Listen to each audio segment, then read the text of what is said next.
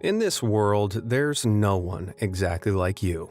Everyone is unique and one of a kind. But while that is technically true, there are some people out there that take uniqueness to a whole other level. From a one-man Blue Man Group to a guy with very real cybernetic enhancements, let me introduce you to some folks that are truly one in a million.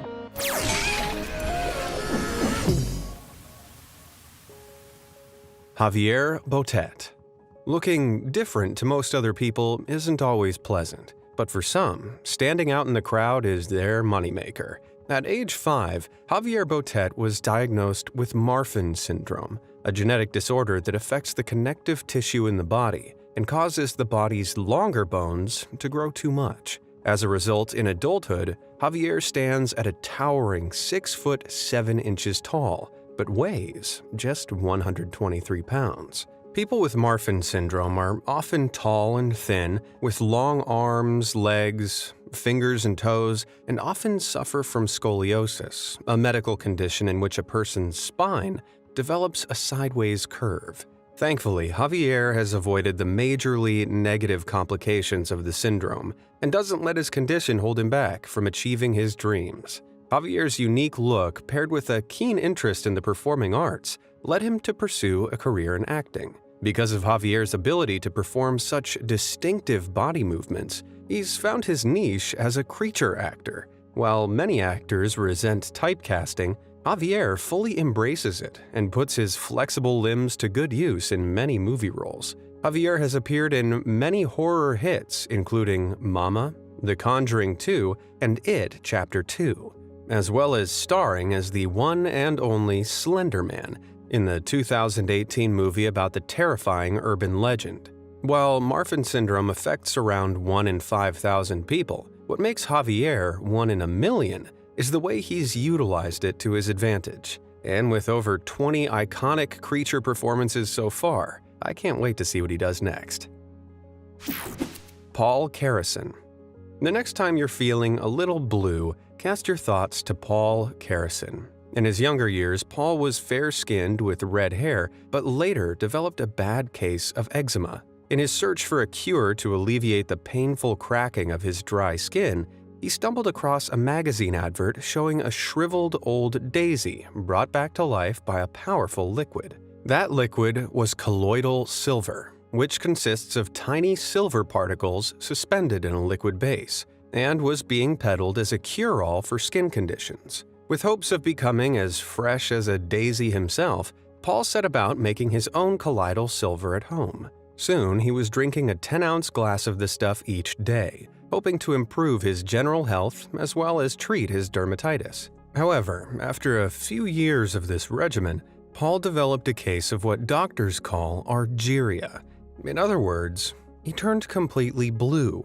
This blue-gray discoloration of the skin and eyes is caused by an excessive buildup of silver ions, like those found in colloidal silver. The condition is extremely rare but completely irreversible, and Paul was, ironically, left with skin that drew way more attention than his eczema ever would have. But despite becoming more reclusive to avoid the stares, Paul never stopped taking his colloidal silver potion. He passed away on September 23, 2013, at the age of 62 after suffering a stroke that was completely unrelated to his argyria. In fact, argyria isn't considered to be all that dangerous at all, save for the damage to your ego having to explain to everyone you meet. I'm afraid I just blew myself. Neil Harbisson. Many people out there believe that eventually robots will take over the world. While that idea may seem like science fiction, it may surprise you to hear that there are actually cyborgs among us already. This is Neil Harbisson, who was born in Mataró, Spain, and was quickly diagnosed with achromatopsia, or complete colorblindness. This 1 in 30,000 condition means Neil can only see the world in shades of black, white, and gray.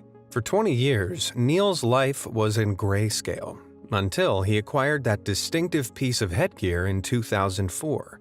It isn't just a high-fashion hat, it's actually an antenna that's permanently attached to Neil's head. This cyborg antenna is a sensory system created to extend Neil's perception of color. It's actually implanted into his skull, attached to his occipital bone, and uses tech to allow Neil to hear colors. The antenna features a camera that translates the different colors it detects into vibrations of different frequency, transmitting those vibrations inside Neil's head through the bones in his skull, which are felt and detected in the inner ear. He uses his unique, cybernetically enhanced perception of the world to inform his approach to art, allowing him to paint using colors he can't actually differentiate between with his eyes alone. Far from a disability, Neil considers his worldview as a gift and believes that recent technological advances will mean there will be more human cyborgs in the near future. Steph Sanjati. I'm sure most of us have looked in the mirror and wanted to change a few things that make us unique. Thankfully, though, there are plenty of role models out there that can show us what it really means to have confidence in what makes you different. This is Steph Sanjati, and you've probably noticed that she has a very distinctive appearance. Sporting a streak of naturally white hair and piercing, wide-set blue eyes, Steph's unique appearance is a result of a genetic condition that causes facial bone mutations, hearing loss, and unusual hair and eye pigmentation. This collection of symptoms is what's known as Waardenburg syndrome, and in 2015, Steph shared a YouTube video explaining her experiences with the syndrome that's now garnered almost 10 million views. While Waardenburg syndrome affects an estimated 1 in 40,000 people, and those piercing blue eyes and pale patch of hair may not be completely unique to Steph, Waardenburg syndrome isn't the only thing that makes her unique. Steph is also transgender, and in December 2016, underwent facial feminization surgery to bring her face closer in appearance to typically female facial features. While Steph has been able to move forward identifying as female, she didn't allow her surgeon to alter any of her Waardenburg syndrome features. To her, those features are an essential part of what makes her who she is. And we can certainly learn a thing or two from Steph about coming to value those unusual things that make us individuals. Zhang Ruifang. In 2009, a 100-year-old woman named Zhang Ruifang from China's Henan province noticed something strange, hard, and brown growing from the left side of her forehead. Once 2010 rolled around, her forehead friend had grown to 2 inches long, and by her 102nd birthday, it was almost 4 inches long. Stranger still, before long it became apparent that Zhang was growing not just 1, but 2 of these horn-like appendages on either side of her forehead. Despite resembling what her family referred to as devil horns, these growths are actually skin tumors, known as cutaneous horns. These abnormal protrusions from the skin are formed from keratin, the same substance that makes up fingernails. While the exact cause of cutaneous horns is unknown, exposure to radiation from sunlight is theorized to be a driving force, and I suppose after a century on Earth, Zhang's forehead has seen a lot of sunlight. Despite doctors and family members urging Zhang to get her horns removed, she reportedly refused because she's never had so many well-wishers and visitors to her home. Since 2011, there have been no public updates on Zhang and her horns, but here's hoping they continue to grow to this day, as a kind of crown to celebrate her seriously impressive age. Nyakim Gatwech. The fashion industry has historically been pretty harsh, and many models buckle under the pressure to look certain, specific ways. Thankfully, though, as time goes by, the focus on a single type of beauty and appearance is becoming less and less, with unique, striking appearances instead taking center stage. One individual taking the fashion world by storm with her distinctive looks, affectionately known as Queen of the Dark, is Nyakim Gatwech, an American model of South Sudanese descent. Nyakim's skin is very rich in melanin, a special pigment on the outermost layer of the skin. Melanin helps to protect the body from the sun's radiation and gives skin its color. The darker your skin, the more melanin you have. Having emigrated to the USA at the age of 14, Nyakim recalls being teased by other kids because of her extra dark complexion. Despite this, Nyakim believed in her unique beauty and began working as a model, and has now worked with major beauty brands alongside gathering almost 1 million followers on Instagram. Showing the true power of social media, Nyakim's page is flooded with positive comments about her distinctive skin tone, totally overpowering the naysayers of her younger years, providing a role model for people whom, previously, seeing individuals with skin tones as distinctive as their own, represented in the mainstream public eye was almost unheard of. Models like Nyakim and fellow model and friend Kodia Diop from Senegal are more than just a pretty face. Larry Gomez. A lot of guys complain about not being able to grow enough facial hair, but they might count themselves lucky after meeting this next unique character. Larry Gomez from Laredo, Mexico, is covered in so much hair, particularly on his face, that he's been dubbed as one of the world's hairiest men.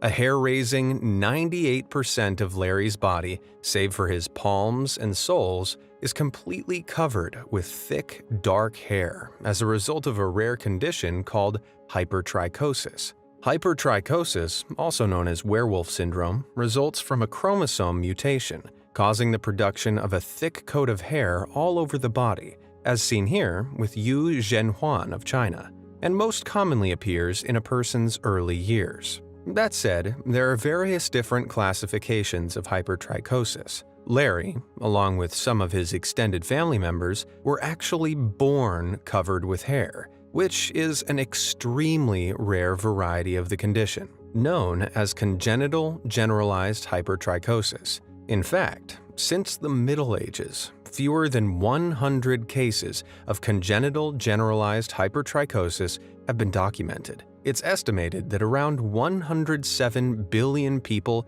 have ever lived on Earth. So with this in mind, Larry isn't merely 1 in a million. He's actually closer to 1 in a billion. Shyla Madison. A bad hair day can get the better of most of us out there. But what if a bad hair day turned into a bad hair life? This is Shyla Madison, and that wild look isn't deliberate. Shyla was born in 2010 sporting a halo of blonde fuzz that would stick with her for life. As she grew, this tot's untamable tresses stood constantly on end and refused to be flattened, making brushing it a fruitless task. After years of battling with her unruly mane, Shyla was diagnosed with a condition known as uncombable hair syndrome at the age of 7. Yes, that's a thing. Uncombable hair syndrome is caused by a genetic mutation that prevents the production of certain hair proteins, causing hair strands to form in a misshapen manner. Characterized by dry, frizzy hair that is impossible to comb flat, the condition is so rare there are only around 100 people worldwide known to possess it. That makes Shyla 1 in 790 million. Some experts speculate that Albert Einstein had uncombable hair syndrome, and Shyla and her family have accepted her similar look as an in-house joke. It certainly looks like Shyla has the smarts to not care about being different, and embraces her unique look. Ramesh Darji. Born in the small village of Bhimgita in Nepal, Ramesh Darji suffers from a rare and debilitating condition known as ichthyosis. This condition, triggered by a defective gene, causes dead skin cells to accumulate on Ramesh's skin surface, instead of dropping off of his body. This results in hard, flaky scales and extremely limited mobility for young Ramesh. While there are more than 20 types of ichthyosis, Ramesh has the rarest and most severe kind, known as harlequin ichthyosis, which is extremely painful and sadly incurable.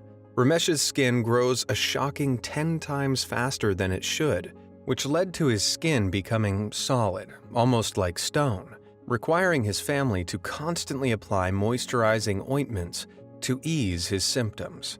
Just by chance, a reporter from the Kathmandu Post happened to walk past Ramesh outside his home in 2016. and after Ramesh's heartbreaking story subsequently went viral online, it caught the attention of people around the world, who were able to offer help. In the aftermath, he was offered free treatment at the Kathmandu Medical College, where, even if his disease cannot be cured, he can at least receive the best relief care available. Elisane Silva. Being tall is often a requirement of modeling, but Brazilian model Elisane Silva is on another level, literally. By age 10, Elisane was already 5'9", taller than both her 5'4" mother and 5'7" father, meaning at only a decade old, she was already the tallest member of the family. By this time, she started to experience feelings of intense pain in her bones, as well as a built-up pressure in her head, both of which turned out to be connected to the excessive rate at which she was growing. It turned out that Elisane had a benign tumor on her pituitary gland that had caused an overproduction in growth hormones, and it was only when she had the tumor surgically removed that her rapid growth finally stopped. By this time, Elisane was 18, and she was standing at 6 feet 9 inches, claiming the title of Brazil's tallest woman.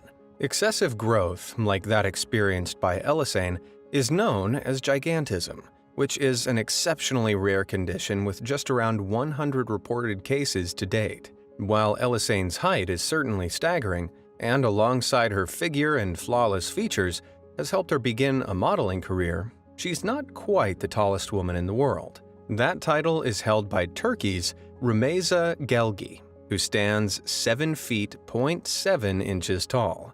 One thing that makes Elisane unique, however, is her husband. Love comes in all shapes and sizes, and 5'4" Francinaldo wasn't at all afraid to reach for the stars, with the couple getting married in 2015. The two had a son together in 2018, and baby number 2 is also on the way, although the jury's still out on whose height these kids will inherit. David Vetter. A few years ago, the word quarantine seemed exclusive to movies and TV shows. Things are very different now, but compared to the life of David Vetter, our lockdown woes seem like a walk in the park.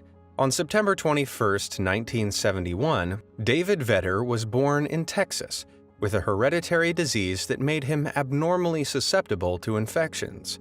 Known as severe combined immunodeficiency, this rare genetic disorder affects the production of antibodies, which healthy bodies use to fight off infections.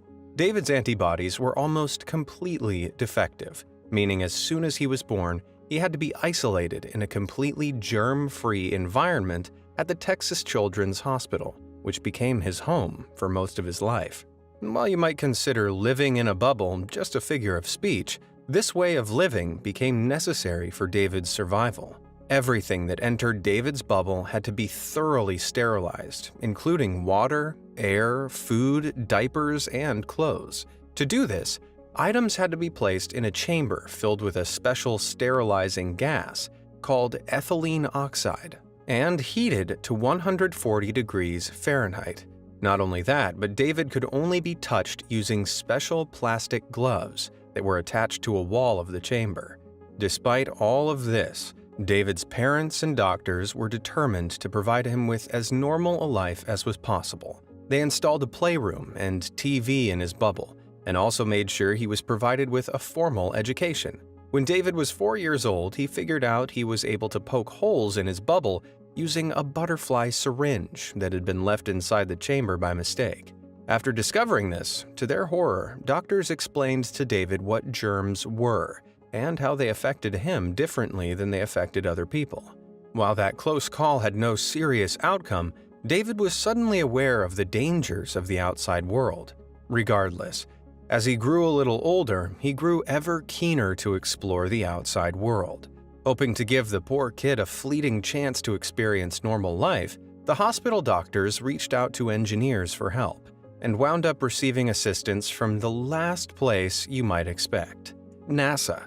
That's right, a group of NASA researchers used their experience with spacesuits to create a special suit that would allow David to finally walk around in the outside world.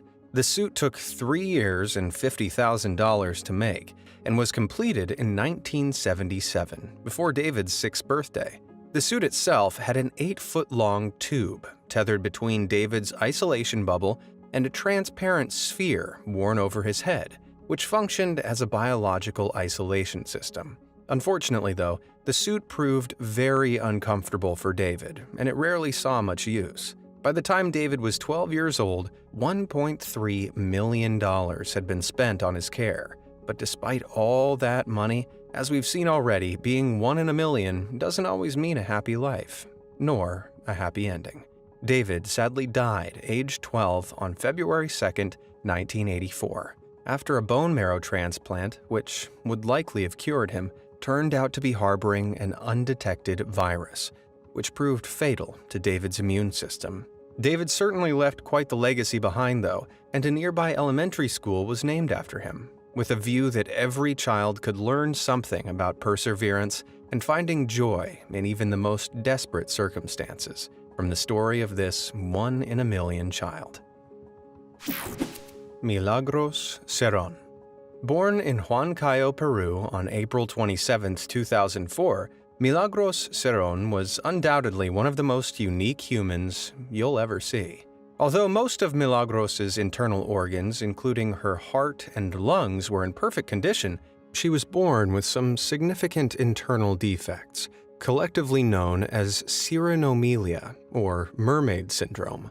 On the inside, her digestive and urinary tracts shared a single tube, while on the outside, her legs were fused together from abdomen to heel, with her feet splayed out in a V shape, looking just like a mermaid's tail, hence the name of the syndrome. Mermaid syndrome occurs in around 1 in 70,000 births, but sadly, most infants don't make it past their first 48 hours of life. Fittingly, though, the first name Milagros means miracles in Spanish, and the girl was only one of 3 reported cases of surviving cyrinomelia past infancy. Dr. Luis Rubio treated Milagros from when she was just a couple of days old, and along with a team of surgeons, was able to separate her conjoined legs when she was 2 years old. By the time she reached kindergarten, Milagros was miraculously walking by herself, took ballet lessons, and ran around the playground with her classmates. Despite beating the odds to survive and even walk, Milagros sadly passed away at the age of 15 from a kidney problem related to her condition. Still affectionately known as the Little Mermaid, it's safe to say that Milagros's cheerful demeanor in spite of her heartbreaking story can teach us all something about what really matters in life. Rama Haruna. It's easy to forget sometimes just how amazing the human body is, and we often take for granted our ability to do our daily tasks. But Rama Haruna is a testament to the human body's ability to exist, even in a form that seems impossible. Born in Kano in northern Nigeria, Rama appeared to be a healthy baby. But as she got older, it became apparent that she wasn't like other children. At the age of 6 months, both Rama's legs and one of her arms inexplicably stopped growing, while her head, neck, and torso continued as usual. This mystery condition baffled doctors and left Rama unable to do basic tasks such as walking, crawling, or even holding most items. Due to the immobility her condition caused her, Rama was left living her life inside of a bucket that family and friends used to carry her around. It was eventually discovered that Rama was suffering from a severe case of phocomelia, a condition that causes malformations of body, face, arms, and legs, thought to be due to errors in the way chromosomes replicate the sufferer's body. According to research, phocomelia occurs in just 4.2 per 100,000 births. But few suffering as severely as Rama have survived past infancy, meaning her life, though limited to a bucket, was somewhat miraculous. Shortly after a photograph of Rama and her bucket went viral online in 2016, an anonymous donor provided her with a wheelchair to make getting around easier for her and her family. Despite her disability, Rama was always in high spirits and had dreams of opening her own grocery store. Sadly, though, she passed away on Christmas Day in 2019, at the age of 19, from complications surrounding her condition. But if a girl who had to spend her life in a bucket can smile through it all, instead of being sad at her passing, we can use her story to give ourselves a little strength too. Virsevia Boron-Goncharova. Taking a look at this picture of Virsevia Boron-Goncharova from Florida, USA, you might assume she's just like any other girl. But Virsevia was actually born with a condition that caused her ribcage and abdominal muscles to form irregularly in the womb. This resulted in her heart forming outside of her ribcage, leaving it exposed below only a layer of skin. And you can even see it beating. Pentalogy of Cantrell, also known as thoracoabdominal syndrome, is an extremely rare condition that affects around 5 newborns out of 1 million births. Thanks to the power of evolution, the regular human ribcage forms a protective enclosure around some of our most vital organs, the heart and lungs. Because of her condition, Virsevia's heart is completely unprotected aside from the skin that covers her chest. While her condition does not cause Virsevia any pain in day-to-day life, she does have to be extremely careful, as a simple bump or fall could prove fatal. Still, like many of the people we've seen today, Virsevia is a perfect reminder that there are many, many ways to exist as a human being. And the more we come to understand that, the kinder and more empathetic we can all be. And if you ask me, I'd say that's a pretty good thing. Which of these truly amazing individuals inspired you the most? Do you have any features that make you unique?